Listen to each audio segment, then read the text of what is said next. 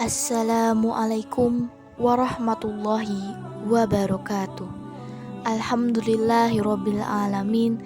Wassalatu wassalamu ala asrofil anbiya wal mursalin wa ala alihi wa sahbihi ajmain, amma ba'd. Kaum muslimin muslimat rahimakumullah, marilah kita tidak henti-hentinya memanjatkan puji dan syukur kepada Allah dengan nikmatnya yang tak terhingga. Tidak lupa sholawat dan salam tercurahkan kepada Nabi Muhammad SAW, keluarganya, sahabatnya, dan kita selaku umatnya. Semoga kita semua senantiasa dalam lindungan Allah Subhanahu wa Ta'ala dan selalu diberikan kesehatan dan keselamatan. Perkenalkan, nama saya Salsabilah Putri Aprilia dari kelas 11 MIPA 7 absen 30. Pada kesempatan kali ini saya akan membawakan dakwah berjudul Keistimewaan para penghafal Al-Quran. Menghafal Al-Quran berisi 30 juz, 144 surat, dan 6.666 ayat bukanlah keterampilan yang mudah dikuasai. Apalagi ini merupakan kitab suci sekaligus pedoman hidup umat Islam. Maka bisa menghafal Al-Quran adalah suatu prestasi yang patut dibanggakan. Allah Subhanahu wa Ta'ala berfirman dalam Quran surat Al-Hijr ayat 9. A'udzu billahi minasyaitonir rajim. Bismillahirrahmanirrahim. Inna nahnu nazzalna dzikra wa inna lahu lahafizun. Yang artinya, sesungguhnya kamilah yang menurunkan Al-Quran dan sesungguhnya kami benar-benar memeliharanya. Rasulullah SAW memelihara Al-Quran dengan menghafalkan setiap ayat yang diwahyukan kepadanya. Bahkan Allah Subhanahu wa Ta'ala telah menjamin terpeliharanya hafalan Nabi Muhammad SAW terhadap ayat-ayat Al-Quran. Subhanallah. Nabi Muhammad SAW mengibaratkan orang yang tak memiliki hafalan Al-Quran sebagai gubuk kumuh yang nyaris roboh.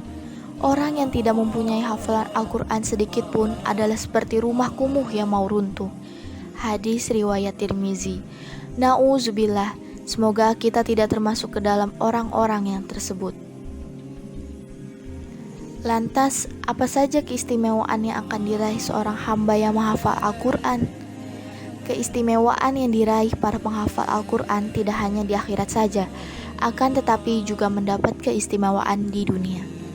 Yang pertama, para penghafal Al-Quran merupakan orang yang dimuliakan oleh Allah Subhanahu wa Ta'ala. Seperti sabda Rasulullah SAW, sesungguhnya Allah memiliki kerabat-kerabatnya di kalangan manusia. Lalu mereka bertanya, siapakah mereka ya Rasulullah? Jawab baginda, mereka adalah ahli Al-Quran. Merekalah kerabat Allah, ahlullah dan orang-orang pilihannya. Hadis riwayat Ibnu Majah.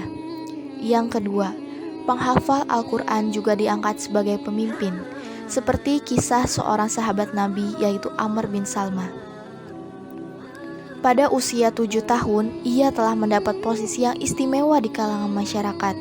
Atas kepandaiannya menghafal Al-Quran, ia selalu ditunjuk menjadi imam sholat jamaah atau sholat jenazah. Yang ketiga, penghafal Al-Quran mendapat pengiktirafan dari Nabi Muhammad SAW. Terdapat dalam sirah selepas perang Uhud, Nabi Muhammad SAW mengutamakan seorang syahid yang banyak hafalan Al-Qurannya dibanding yang lainnya. Yang keempat, meraih nikmat kenabian, hanya saja dia tidak diberi wahyu. Barang siapa yang membaca hafal Al-Quran, sungguh dirinya telah menaiki derajat kenabian, hanya saja tidak diwahyukan kepadanya. Hadis riwayat Hakim. Keistimewaan para penghafal Al-Quran di akhirat. Yang pertama, dipakaikannya mahkota dari cahaya di hari kiamat yang cahayanya seperti cahaya matahari. Yang kedua orang tuanya dipakaikan jubah kemuliaan yang tak dapat ditukarkan dengan dunia dan seisinya. Yang ketiga, dapat jaminan surga, ahlullah. Yang keempat, mendapat derajat dan kedudukan yang sangat tinggi di surga. Tinggi rendahnya derajat dan kedudukannya di surga tergantung dengan derajat hafalannya. Yang kelima, namanya akan diperkenalkan kepada para malaikat muqarrabin dan para penghuni surga yang sangat dicintai Allah. Yang keenam, kemuliaannya disejajarkan dengan malaikat Jibril. Yang ketujuh, hati penghafal Quran tidak akan tersentuh api neraka. Yang kedelapan, dapat memberi syafaat kepada 70 orang yang dicintainya. Subhanallah, sungguh banyak nikmat yang diterima seorang penghafal Al-Quran, baik di dunia maupun di akhirat. Lalu, apakah kalian tertarik untuk menghafal Al-Quran? Jadilah generasi milenial penghafal Al-Quran dengan indikator cinta Al-Quran, yaitu Quran dulu, Quran lagi, Quran saja, Quran selalu. Sekian dakwah yang bisa saya sampaikan. Mohon maaf bila ada salah kata atau penyampaian. Wabillahi taufiq wal hidayah.